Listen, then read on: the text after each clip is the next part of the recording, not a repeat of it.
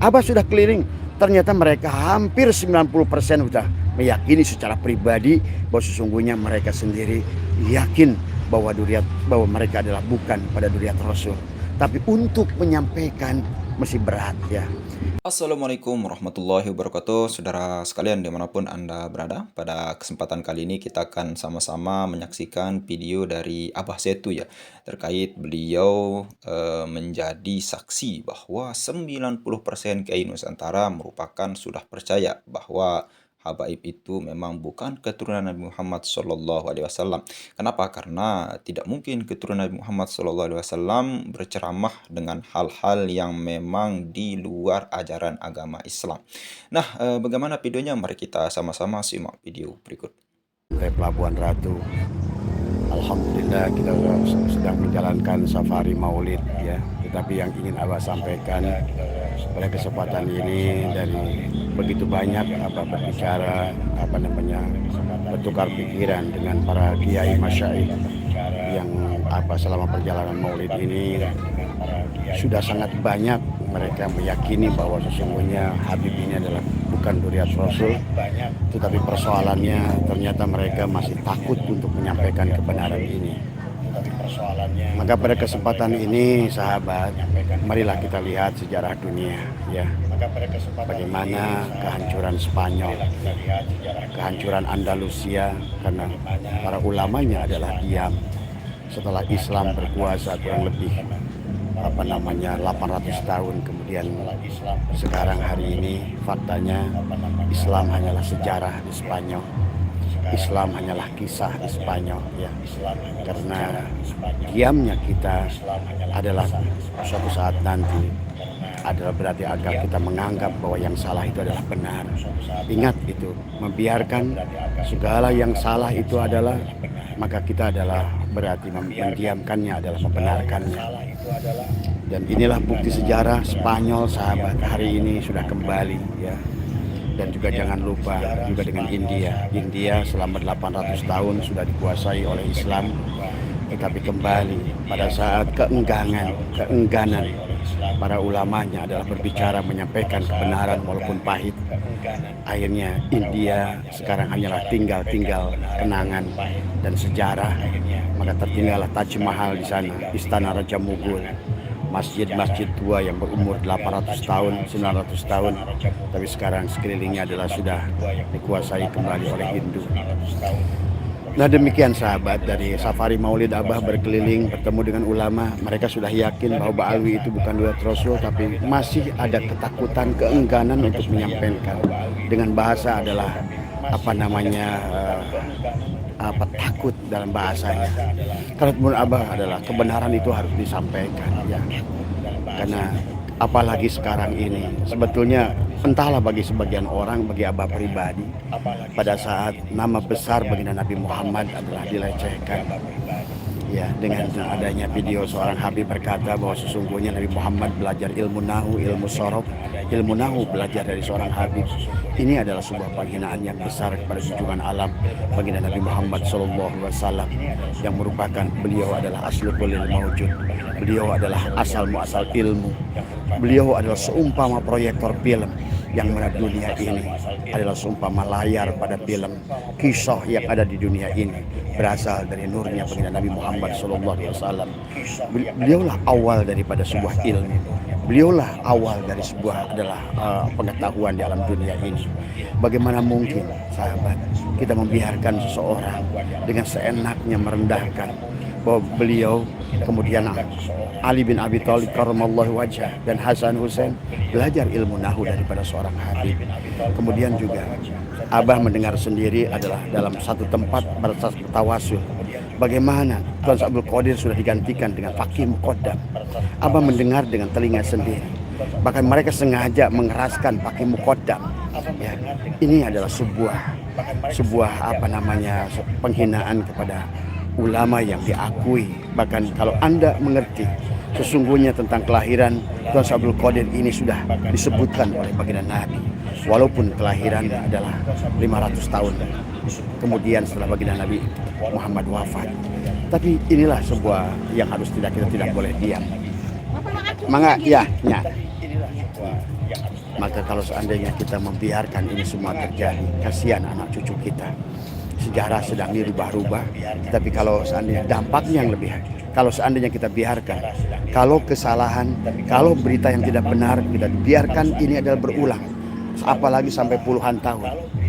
Inilah juga yang menjadikan sebab adalah tentang mereka disebut suhra wal istifadah, karena memang juga adalah karena keengganan daripada kita berjuang dengan lisan kita, menyampaikan kebenaran dengan lisan kita, cukup diyakini dengan hati.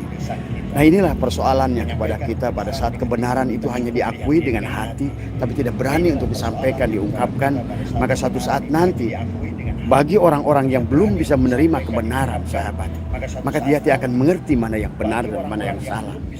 Maka disinilah keberanian kita. Kita dikasih lisan oleh Allah Subhanahu Wa Taala adalah untuk menyampaikan adalah yang hak, dan kita juga harus menangkal dengan yang batil, ya sahabat.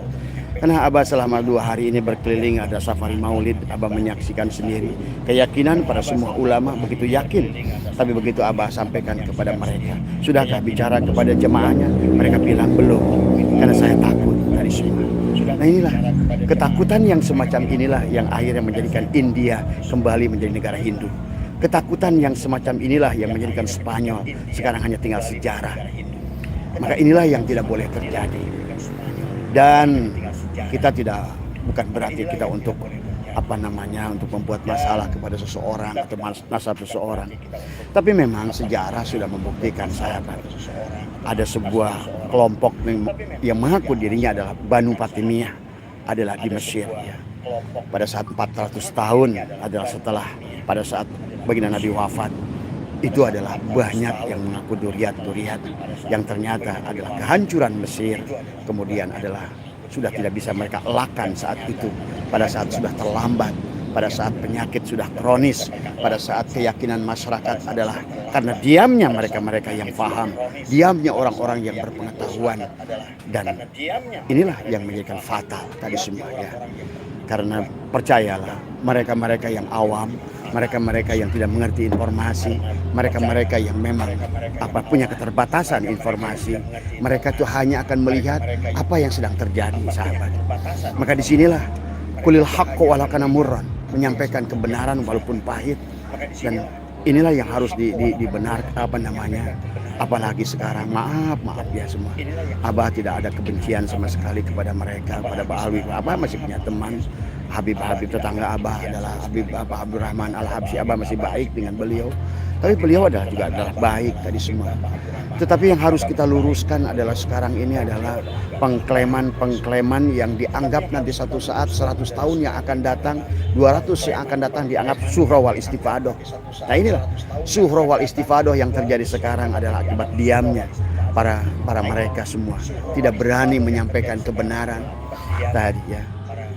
Abah mengerti, ya sahabat, dari Abah ngobrol dari puluhan kiai selama Abah berjalan dari Bekasi ke beberapa tempat dan sekarang ada di Pelabuhan Ratu, dan ternyata mereka itu adalah tidak mau menyampaikan karena mereka sendiri adalah tidak begitu memahami masalah ini. Tetapi begitu Abah sodorkan kepada mereka, bukankah sekarang informasi begitu banyak? Kata Abah, ikutin bisikannya Bang Haji Roma, insya Allah di situ banyak kebenaran. Ikuti juga sebelah adalah situsnya adalah Kiai Haji Nur Ihya. Di situ kurang gimana, dibahas kitabnya, disampaikan juga tentang informasi manuskripnya, dan kemudian beliau mengumpulkan kitab-kitab dari seluruh dunia, dari berbagai nakobah. Sebetulnya kalau seandainya ngikutin saja channelnya Kiai Nur Ihya, insya Allah orang akan paham sebenarnya.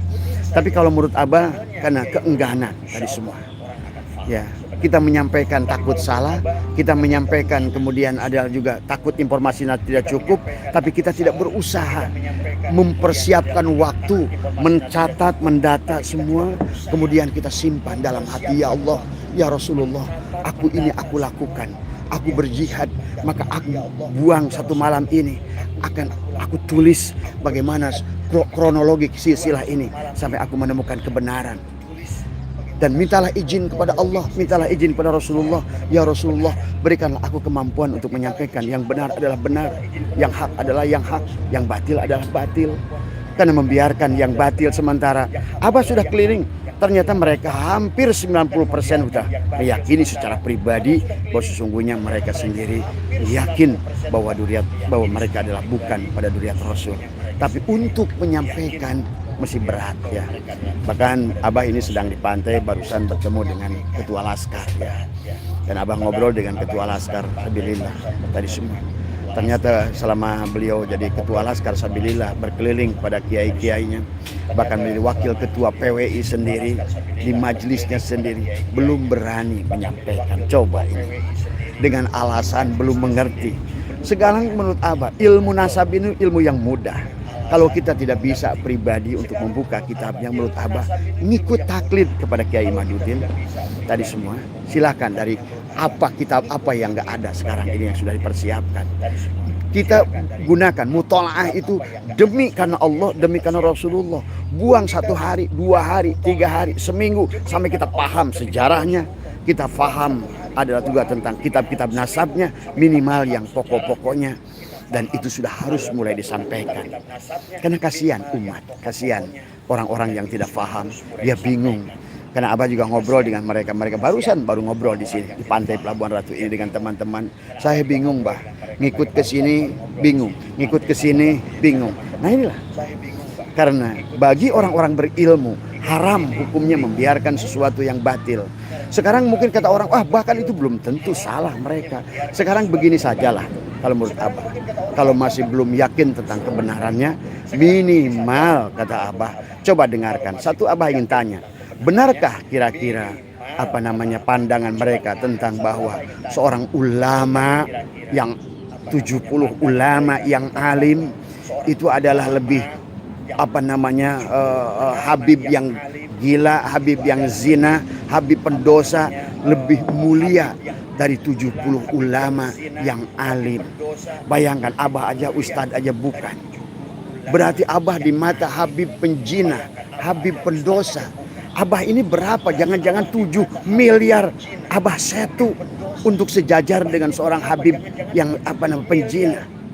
Karena mereka sudah menempatkan 70 ulama yang alim kalah dengan seorang Habib pendosa.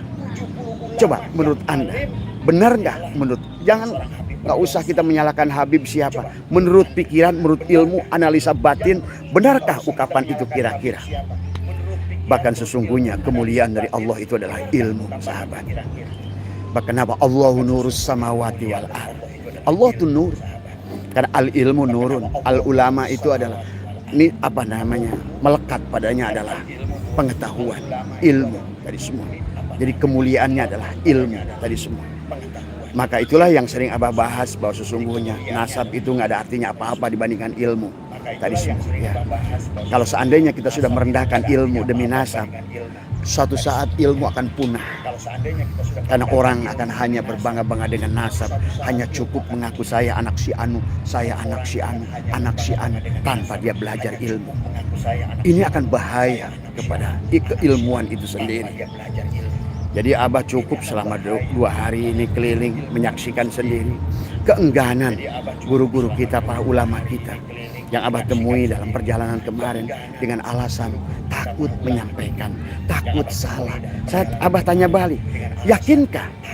Abah ceritakan tentang bagaimana mereka menurunkan rantai dari emas, bagaimana kisah Ubaidillah, bagaimana kisah Pakih Muqaddam, bagaimana kisah-kisah khurafat mereka. Abah sebutkan 100 macam tadi malam kepada mereka.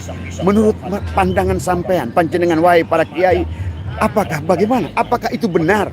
Dia bilang enggak. Nah, kalau enggak benar, kalau begitu, ayo jangan diam. Jangan diam. Tapi saran kepada Abah juga ada sekelompok orang yang begitu benci kepada Habib. Nggak boleh. Nggak boleh kita membenarkan sesuatu dengan kebencian. Ya, ingat, secara zat kita tidak boleh. Karena pada dasar itulah kembali bahwa sesungguhnya manusia itu secara zat memiliki kedudukan yang sama di hadapan Allah. Walaqad karramna bani Adam itu secara zat adalah sama. Baginda Nabi Muhammad SAW adalah juga dikatakan inna ma'ana ana basyarum mislukum, bahwa sesungguhnya Nabi Muhammad pun secara tubuh, secara zat adalah sama. Ada Habib yang berkata, Kalau kami Habib, karena duriat kami, darah kami adalah darah Rasul. Kalau kami maksiat, maka darah kami tetap darah Rasul. Sementara ulama, kata mereka, kalau dia maksiat, hilang keulamaannya. Karena tubuh mereka secara zat rendah dan tidak mulia. Coba, tidak benar sama sekali dalam Quran maupun hadis hal yang demikian.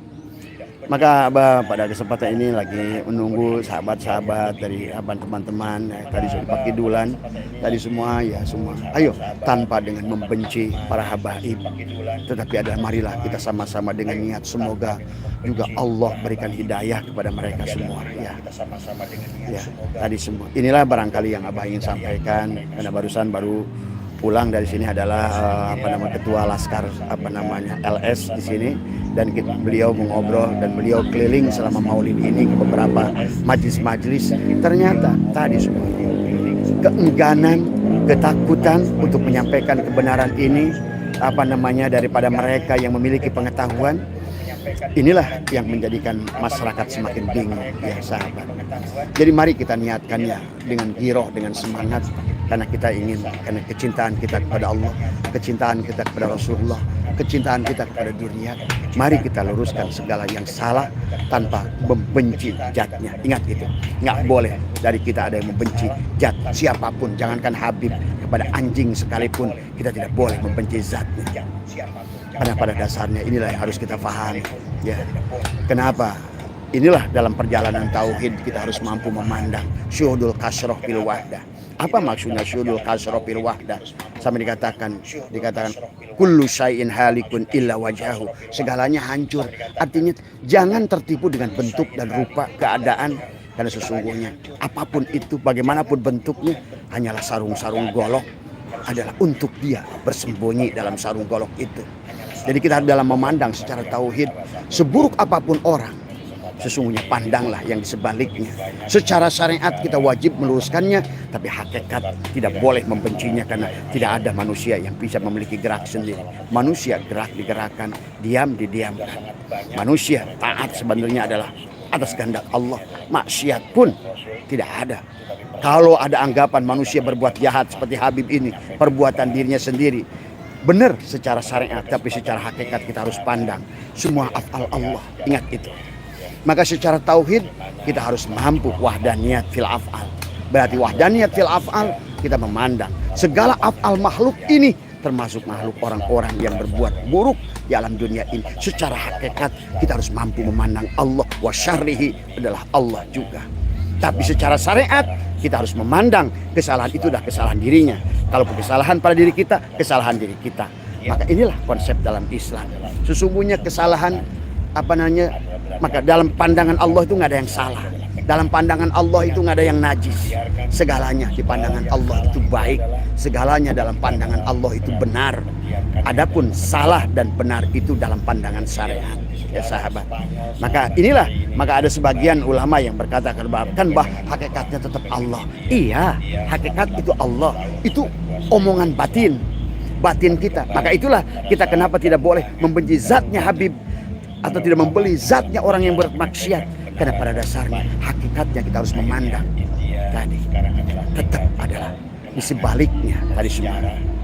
Ini yang harus dipahami. Abaha wis kemenangkan Allah laka kepadamu antandura, melihat dan segala yang berkaitan seluruh af'al makhluk, asma makhluk, sifat makhluk, sesungguhnya ada fil mukawwanat. Karena ternyata di sebalik mukawwan itu adalah kawana. Nah inilah bagi orang tauhid, seburuk apapun manusia, apalagi Habib tadi semua, tetap dia mulia, tadi semua. Siapapun orangnya, karena dan sebaliknya itu sama, sahabat. Ya. Nah inilah makanya tadi yang harus kita juga luruskan. Meluruskan bukan membenci. Meluruskan bukan berarti adalah untuk menyakiti orang lain, tetapi meluruskan secara syariat adalah karena tadi syariat itu menuntut demikian. Itulah kenapa Allah menurunkan Rasul, Allah menurunkan Al-Quran, Allah menurunkan kemudian Rasul menyampaikan kata-katanya, ucapannya, diamnya, untuk memberikan juklak petunjuk pelaksanaan kita di dalam hidup bagaimana beragama. Tapi secara hakikatnya ingat, secara hakikatnya. Maka kenapa kita tidak boleh membenci siapapun? Karena pada dasarnya af'al makhluk itu ujian pada kita, dan semuanya adalah pelajaran yang baik pada diri kita. Kita belajar sabar dari orang yang tidak sabar. Kita belajar benar dari orang yang salah. Maka dalam pandangan Allah secara hakikat nggak ada salah, nggak ada benar. Semuanya adalah benar. Af'al Allah nggak ada yang salah. Nah itu yang harus pahami. Tapi itu dipandang secara hakikat, dan itu perkataan batin kita. Aku mencintaimu wahai ya Habib dalam qalbuku, karena engkau, perbuatanmu, ucapanmu, diammu, gerakmu digerakkan oleh zat yang maha suci dari semua dia. Tapi secara syariat maka kita punya kewajiban. Itulah agama menuntut kita menyampaikan yang hak, melarang yang batil tadi semua. Walaupun batin mengatakan nggak ada, ingat, manusia bisa berbuat batil tanpa digerakkan. La tatahruku zarratun illa biidnillah. Maka itulah buat Kang Dadang, buat Kang Usman, jangan sampai benci kayak demikian. Saya sembelih tuh Habib Anu. Nggak boleh, nggak boleh. Karena kasus ini, nasab ini bukan untuk demikian tadi semua. Ya, jadi sama saja memandang Habib, memandang mana. Ingat dulu kasus, kenapa seorang pelacur masuk sorga hanya menyelamatkan anjing? Nah itu pelajaran. Tapi kenapa ulama yang sama, diuji dengan waktu yang sama, diuji dengan hal yang sama, ulama saat itu melihat anjing yang sama, kemudian ulama itu gagal karena yang dipandangnya adalah najisnya, jatnya, padahal yang di sebalik anjing itu. Inilah yang harus dipahami. Maka kehidupan di alam dunia ini, seluruh makhluk ini adalah hanyalah sarung golok. Maka setiap sarung golok itu punya af'al, punya asma, punya sifat, dan punya zat. Tapi pada dasarnya adalah ujian kepada kita. Yang baik, yang buruk, itu pandangan syariat tadi semua. Ya. Maka tadi sesungguhnya di mata Allah orang maksiat kayak apapun baik, sahabat. Dalam pandangan hakikat, karena tidak ada manusia. Manusia tidak bisa berbuat, melakukan apapun. Diamnya didiamkan, geraknya digerakkan. Kalamnya adalah karena mutakaliman semuanya. Tadi itu secara hakikatnya. Maka maaf kepada Kiai Sabah, tadi malam apa ketemu di Bojongaur, tidak boleh kita hanya berkata, iya bahkan secara hakikatnya sudah. Kan ini semua kehendak Allah, biarkan saja. Oh nggak boleh begitu. Kalau begitu ngapain Allah menurunkan Rasul?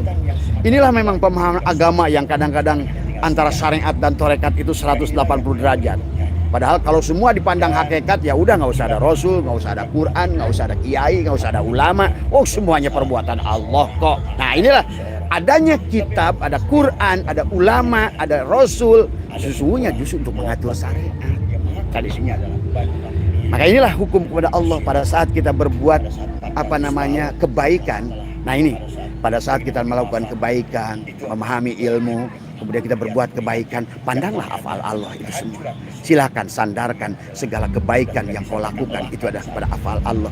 Tapi Allah mengajarkan segala keburukan, segala kesalahan, sandarkan kepada diri kita sendiri. Walaupun Allah sendiri ngasih kabar, tetap aku yang melakukan. Kalau seorang dalang memainkan Arjuna, suaranya Arjuna, geraknya Arjuna, perbuatannya Arjuna, yang menentukan posisi Arjuna dalang.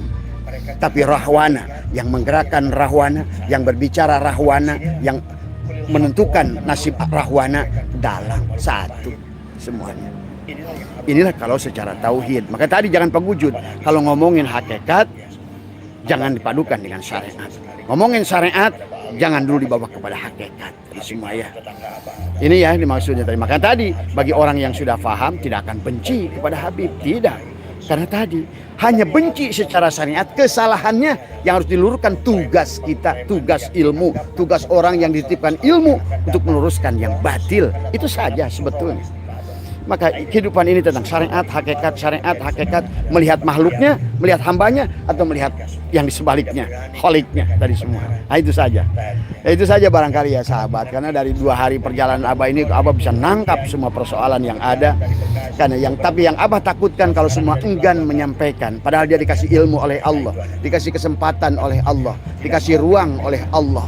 Tapi tidak menggunakan ruang itu, tidak menggunakan ilmu itu untuk menyampaikan kebenaran, berarti dia ikut berdosa secara syariat. Ingat, syariat itu bicara tubuh berarti. Yang akan disiksa itu adalah jiwa tadi semua. karena ruh tidak akan disiksa. Tapi secara hakikatnya kita harus memandang tidak ada perbuatan makhluk kecuali perbuatan Allah. Itu saja. Makanya itulah kenapa iman qada dan qadar khairihi wa syarrihi min Allah. Itu harus dipahami, ya. Jangan pada saat ngomongin syariat dibawa ke hakikat. Hari semua ya. Inilah perkara yang makanya lihat kisah Nabi Musa dan Nabi Khidir alaihissalam. Musa benar menurut pandangan syariat, Nabi Khidir benar menurut pandangan hakikat. Dalam pandangan Nabi Musa membocori kapal perahu dengan laut yang begitu ombak gelombang, dengan perahu yang reot adalah tidak mungkin. Itulah ranahnya akal, ranahnya ilmu. Ilmu akan menuntun kita untuk menentukan benarkah membolongi perahu itu. Benar Nabi Musa menurut pandangan akal. Tapi ternyata, nah inilah ternyata apa yang dipandang oleh Nabi Musa dan apa yang dipandang Nabi Khidir itu tidak sama. Tadi semua sahabat, Nabi Musa suruh membangun rumah anak yatim, Nabi Khidir merobohkannya. Nabi Musa suruh menolong anak kecil itu, Nabi Khidir malah membunuhnya. Jadi tolong jangan kalau kita sedang harus ada tugas syariat kemudian selalu larikan kepada hakikat. Hakikat itu hanya untuk ranah kolbu tadi semua. Bawa dalam diri kita. Supaya apa? Kita tidak lagi benci kepada wayang ini semua. Habib itu wayang. Kiai juga wayang. Kiai Imaduddin juga wayang. Siapa yang bukan wayang di alam dunia ini? Dalangnya tetap Allah tadi semua. Ya. Maka janganlah kita mengagungkan manusia melebihi batas. Karena pada dasarnya kita kalau tidak mampu melihat kemuliaan manusia, tapi tidak mampu melihat Allahnya, berarti kita telah menghinakan, bukan memuliakan orang tersebut, tapi menghinakannya di hadapan Allah. Ya. Nah inilah yang harus kita luruskan daripada habaib-habaib itu, sahabat. Barangkali itu ya dari sama karena Abah masih di pantai Pelabuhan Ratu. Moga semuanya kembali ya, buat Kang Dadang, buat Kang Mas Bambang semua tadi yang sampai ada nge-WA ke Abah, saya siap nyembelih si Habib Pulan. Nggak boleh ya, tak boleh. Pandangan yang demikian adalah batil ya. Karena secara zat kata Abah juga tadi, jangankan kepada manusia, jangankan pada Habib, pelacur yang melihat anjing tapi mampu melihat Allah di sebaliknya, maka dia menolong anjing itu karena Allah, karena melihat Allah yang menghidupkannya Allah, hayatnya anjing itu hayatnya Allah, itu cukup kepada kita ya. Makanya itulah kita harus mengerti secara tugas syariat dan tugas hakikat. Itu saja ya. Dan juga buat kiai yang semalam siapa namanya tadi semua ya, tadi betul secara hakikat. Kalau selalu dibawa hakikat ya Allah semua. Dan kalau sudah dibawa kepada Allah, nggak salah tuh Habib itu, nggak salah. Orang perbuatan Allah, afal Allah buat semuanya. Tapi disinilah ada ranah syariat yang harus kita luruskan, kita benarkan ya. Dan disinilah ranah akal, dan disinilah ranah kenapa Allah mengutus Rasulnya, dan Allah juga menurunkan kitab-kitab sucinya untuk membimbing kita secara syariatnya tadi semua ya. Nah, maka setiap kejadian yang nggak enak jangan disandarkan kepada Allah. Setiap yang baik, setiap yang bagus, setiap kebaikan silakan disebutkan pada Allah. Tapi setiap keburukan, setiap kesalahan, setiap kelemahan, setiap kebodohan serahkan pada diri sendiri. Itu hukumnya.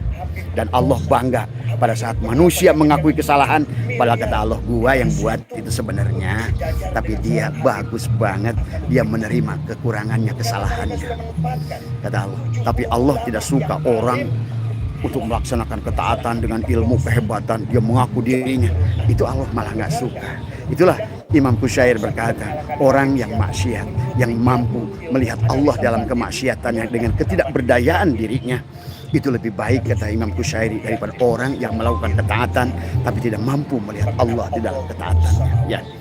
Jadi kalau Mas Bambang tadi benci kepada Habib Pulan, ingin menyembelihnya, bahasanya begitu, itu berarti Mas Bambang adalah salah ya. Sekali lagi terima kasih ya. Mari kita sama-sama berakal sehat tadi semua ya. Pandanglah segalanya. Tidak ada segala perkara pada diri kita kecuali adalah ujian kepada Allah. Orang yang kasar pun di hadapan kita itu datang, harus kita lihat. Makanya lihat, melihat perbuatan apal makhluk itu hanya 4 Mas Bambang. Apanya itu? Afalnya, asmanya, sifatnya, itu dari semua. Afalnya. Kenapa dengan afalnya? Bahwa sesungguhnya ternyata orang yang kasar kepada kita, memaki kita itu sesungguhnya adalah utusan Allah, jalalnya Allah sedang datang kepada kita supaya kita mampu menahan diri, bersabar, imsak dari semua ya. Nah, itu saja sebetulnya. Indah kalau kita sudah mampu memandang. Makanya tapi jangan salah menempatkan hakikat, itu saja ya. Itu saja mungkin sahabat, sehat semua ya, berkah semua. Abah dari Pantai Pelabuhan Ratu sehat semua. Semoga semuanya senantiasa dalam lindungan Allah Subhanahu wa taala. Marilah kita mencintai makhluk dari secara keseluruhan, ada karena seluruhnya ada dalam wujud apapun hanya sarung-sarung golok, di mana golok dan tempat bersembunyi di dalamnya dari semuanya. Kalau kita membenci pada makhluknya, kita tidak mampu yang melihat yang di sebaliknya, berarti kita salah memandang tadi semua. Maka itulah kata Imam Ghazali pada hadisnya, man nadzara syai'an kullu syai'in malam yarallah fahuwal batil. Barang siapa yang melihat segala sesuatu, apakah afalnya, asmanya, sifatnya, tapi tidak mampu melihat Allah di sebaliknya, batillah pandangan kita itu ya. Oke Mas Bambang, Mas Adi, Mas Gunawan, semua sehat semua ya. Silakan berjuang. Saya senang dengan perjuangannya, tapi ojo melampaui batas ya. Tadi semua ya. Tidak perlu sampai demikian, karena kita akhirnya kita untuk meluruskan perkara malah kita terjerumus dalam perbuatan dosa ya. Sehat semua sahabat semua dimanapun, sahabat Nusantara. Mohon maaf ya dari Abah, sehat semua. Mohon maaf, Abah ini bawel dan bukan apa-apa, karena silahkan mau Abah dibenci mau apa. Kalau bagi Abah mah dihina, dibenci, dimaki, di apa senyum saja semua ya.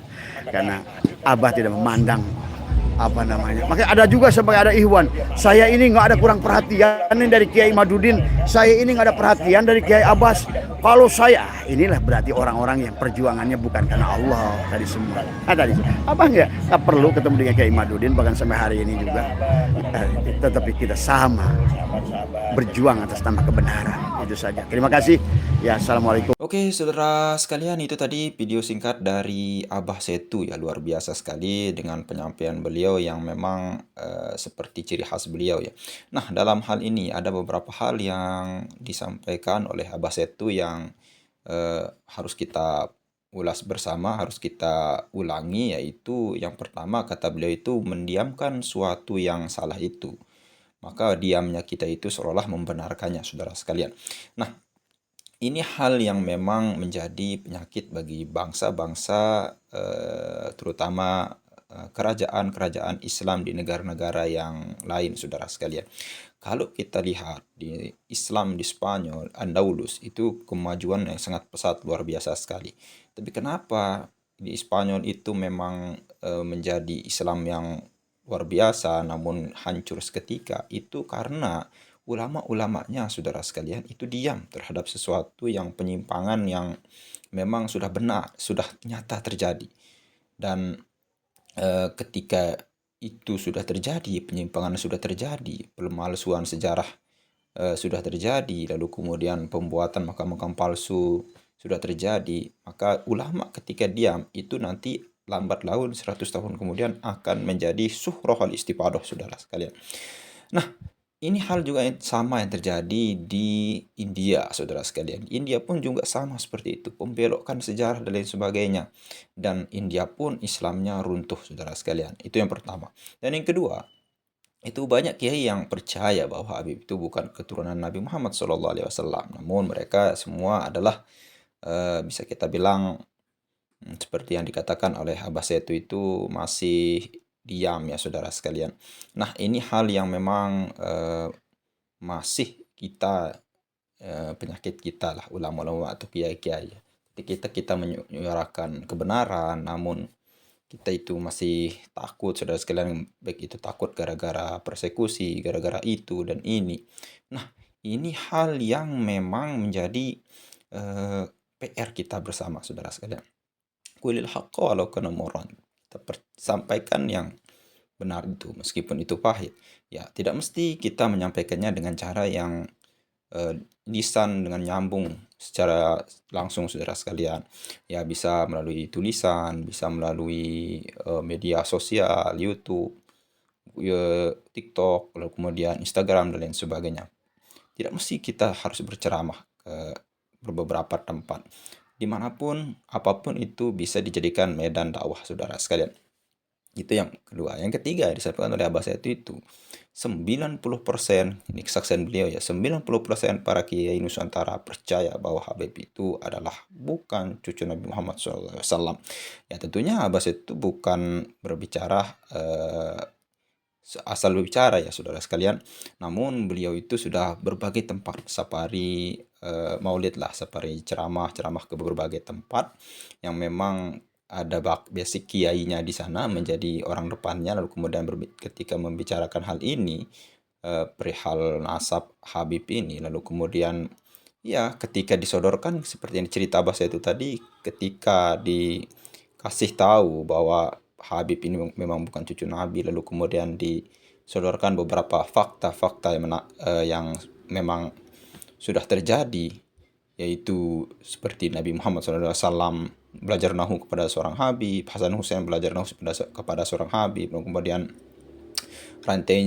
bisa menurunkan rantai emas, lalu kemudian apabila ajaran mereka, apabila Habib itu bermaksiat, berzina, maka dia tetap bahwa ada darah keturunan Nabi Muhammad di sana, kata mereka.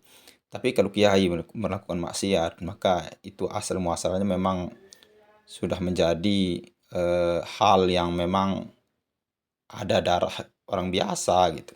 Ini halnya sistem kelas yang memang mereka tidak mau salah, saudara sekalian. Nah, ini hal yang harus kita suarakan, saudara sekalian. Tidak perlu kita berbicara kemana-mana, cukup kita lewat tempat kita masing-masing, namun asalkan bisa dilihat, bisa ditonton oleh orang yang memang tertarik dengan hal yang seperti ini.